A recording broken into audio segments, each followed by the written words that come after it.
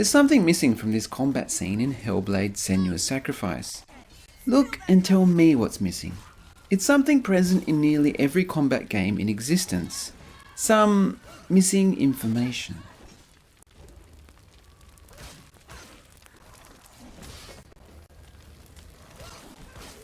Dead Space made history by incorporating the health bar into its character design, but that's not what's happening here. The health bar hasn't been relocated, it's been removed. It's indicative of a design choice consistent throughout Hellblade. Find ways to communicate information without breaking the fourth wall, without reminding players that this is a video game. Hellblade is an exploration of character and mental illness, and as such requires total immersion. So it removes or obfuscates any information that usually comes directly from the game maker to the game player.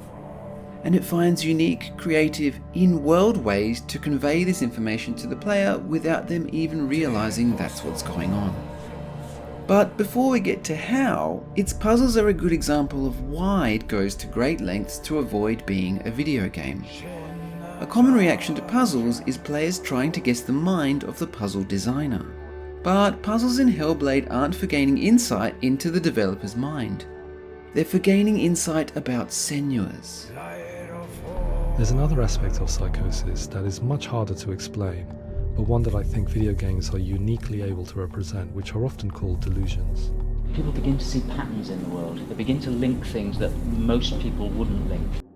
They are, quite literally, constructs of her mind. There's nothing stopping Senua from opening this door but Senua. It's her mind that created this world, not the minds of a small team of UK developers. That's what Hellblade is trying to communicate, and to succeed it needs the player to be thinking only of Senua. With puzzles and with all things, it's vitally important the developers take themselves out of the picture to get across the greater meaning of the game. So health is not a sticker pasted up on the fourth wall, and is instead communicated physically. Senua goes down hard and has to fight to get back up. Look how sluggish she's become. With a controller in your hand, she feels twice as slow, twice as hurt. This communicates the health status of Senua, but also her desperation, her suffering, her struggle. It provides a much more emotional connection to her than any HUD-based way of doing it. By altering her movement, her mechanics, you can feel her injury. It communicates more than the health bar, but not as accurately. I'm not sure exactly how close to death I am here, but it's a sacrifice Ninja Theory was willing to make, and I support their decision. If you do survive the encounter and go on to defeat the game's first boss, there's no loot, no XP gain, no quest completed text popping up. Rewards too are not something that sit on top, outside of Senua's world, but something that are a part of it, a part of her experience. Having bested her demons, once bleak, inhospitable landscapes turn a welcoming lush green.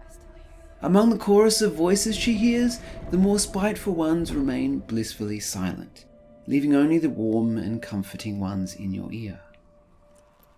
Voices, yes. Senua suffers from psychosis. She hears voices that aren't there. Her psychosis is a huge theme of the game, and the voices are perhaps the biggest part of it.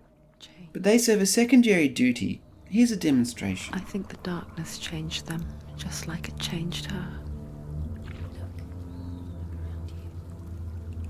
Can you see them? Over there. Why isn't she looking? Why aren't you looking? He's in hell.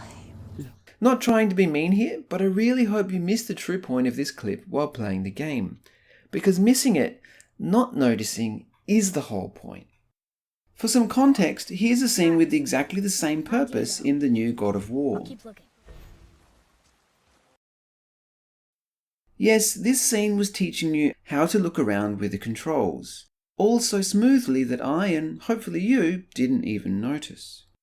This method is used throughout the game to explain all the controls and even new mechanics. Why isn't she focusing? She needs to focus now. Defend yourself! Get out of the way! Quickly get up! They're coming! Hold your heavy strike. Stop him! Stop him! He's getting stronger! Stop! House! There must be a boat! Focus now! They tell you what to do, but not how to do it. There's no mention of left stick or right mouse. No mention of anything that's part of our world, but not Senua's. So you experiment, discovering the controls on your own. It's more engaging than the usual video game Simon Says, but more importantly than that, there's no Simon here. Graphics and text popping up on screen often feels like an email from the developers to the player. These instructions, this communication, exists separately to the game world and has a de-immersive effect. But with Senua, the voices are in her head. They're part of the character. They're part of the story. They're immersive. For a game filled with voices, the developers is not one of them. They remain silent, or at least hidden, speaking only through proxy. Anything that could remind you you're playing a game is intentionally absent. So the instructions are weaved into the narrative. Things usually communicated by a HUD, like health bars, have found physical or vocal ways to be expressed. The controls are left for you to discover, and showing lost players where to go is not handled by waypoints, nor sentient compasses or magical maps. You are again guided by voices. The old fool said there was a hidden path up to it. Let's see, shall we?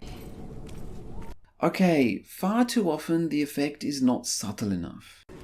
How will she get through? She'll need to find another way. Truth said, find your own path. There's always another way. There's always a way. Find your own way. You just have to find it.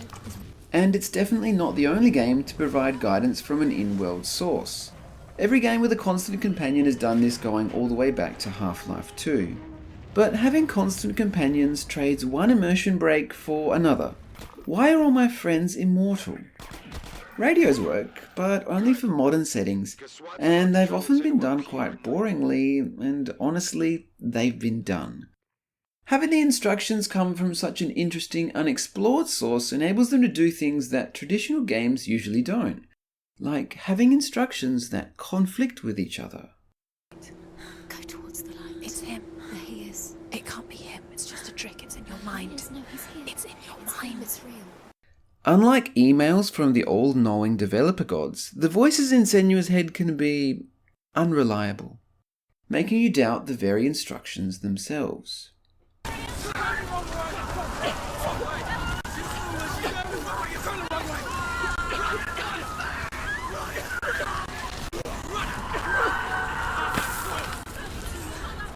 Sometimes they lead, sometimes they mislead. If they did it with regular game communication, I'd find it incredibly annoying. It would break the unspoken trust between game and player. And if they did it with a constant companion, I'd want to either abandon or murder them. Here there's no such problems. Because of the nature of the voices, the whole thing works, and it makes you work.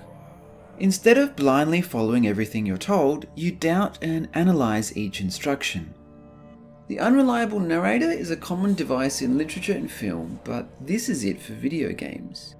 But it doesn't lean into this as much as I wanted it to. I understand why though. I wanted more choice. Choice to do the opposite of what the unreliable voices say, or to open the door by realizing the lock was only in my mind. Once I started to question the nature of the game's reality, I wanted to choose sanity over insanity. But this game is not about sanity. It's not about Senua getting better. To sufferers of psychosis, there's no such quick and easy choice to fix everything.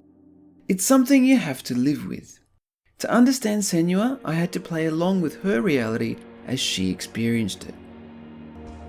The voices? No, the entirety of Hellblade communicates a great deal about psychosis. To get it, you need to believe that Senua is the source of that communication. To understand the meaning of the game, you need to be immersed enough to forget it's a game. That's why Hellblade hides its video game.